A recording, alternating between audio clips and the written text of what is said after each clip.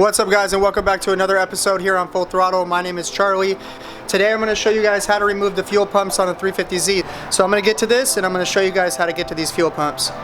First step you're going to want to do is disconnect your battery. So basically, after you remove the trim piece that goes down here, you might actually even be able to get to it without popping this cubby out. Let's see.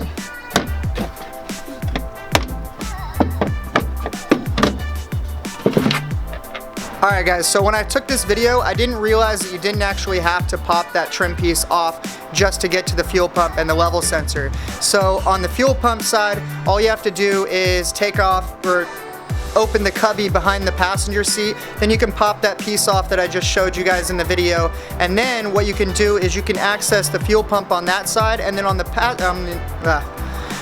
driver's side, you can just remove the cover. So I'll show you guys here. So on the cars that have a Bose subwoofer, then you can just take this trim piece off, take out the Bose subwoofer, and you can access the fuel tank or the top of the fuel tank and the level sensor that's on this side from here without having to remove this entire trim piece.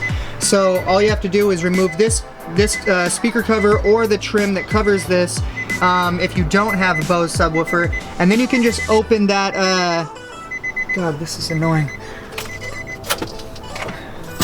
And then you can just open the cubby on the other side and pop out that piece on the bottom that I showed you guys in the video just now, and get to the fuel pump and level sensor without having to remove all this extra stuff. So I just wanted to throw that in here so you guys didn't feel like you have to remove all that just to get to it, because usually when I get these cars, I just take them apart to use the parts, and this is just taken apart before I even, take out the fuel pumps.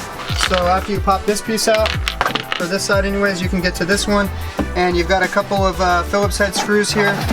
Stuff out. So after you remove that plastic panel, that tray that sits inside of here, these are the tabs I was talking about. So you turn these with the Phillips head screwdriver. There's 4 of them, and then this plate will pop up and give you access to the I think there's about 6 or 8 Phillips head screws. So these are the Phillips heads that I was talking about. You're going to turn them clockwise, so like you're tightening them. You pop those out. Pop this cover off. Disconnect this plug. Alright, you got that plug there. Then you can move this out of the way. And you've got a fuel line here like this. And then you can pop this fuel line off. Try to do it without cutting my hand open, like I did last time.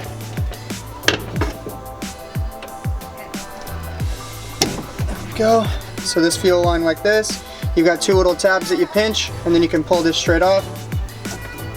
And then all you got to do is break all these loose. These are the little screws I was talking about.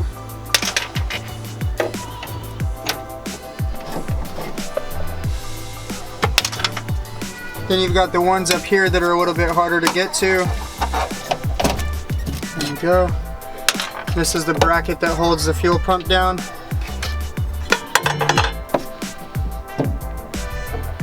And you've got it here, and there's going to be another hose that also connects.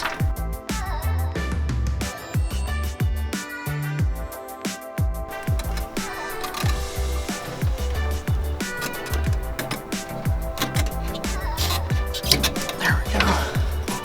So now that line is off.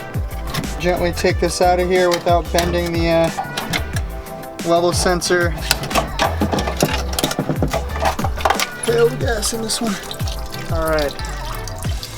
So then this is the fuel pump assembly, and then you have the level sensor on the other side of the car, which is a smaller version that doesn't have a fuel pump.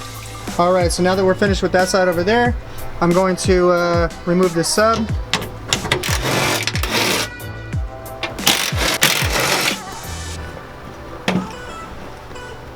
Then I got the plug here. It's basically the same thing as the other side. Let me throw this second sub.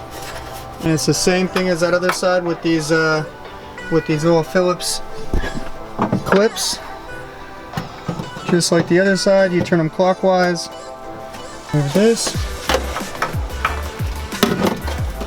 Plug out of the way.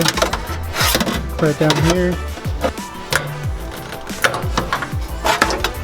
these are the little screws that I'm talking about here. Let's see if I can get this to focus. Here we go. So you've got about, let's see, 6 of them or something like that. And then this little bracket comes loose, and then you can pull this level sensor assembly out. So I'm going to take all these screws out, and then I'm going to get back to you guys. So after you remove all those screws, this bracket comes loose. And just move that out of the way. And you've got this level sensor on this side. It's just like that.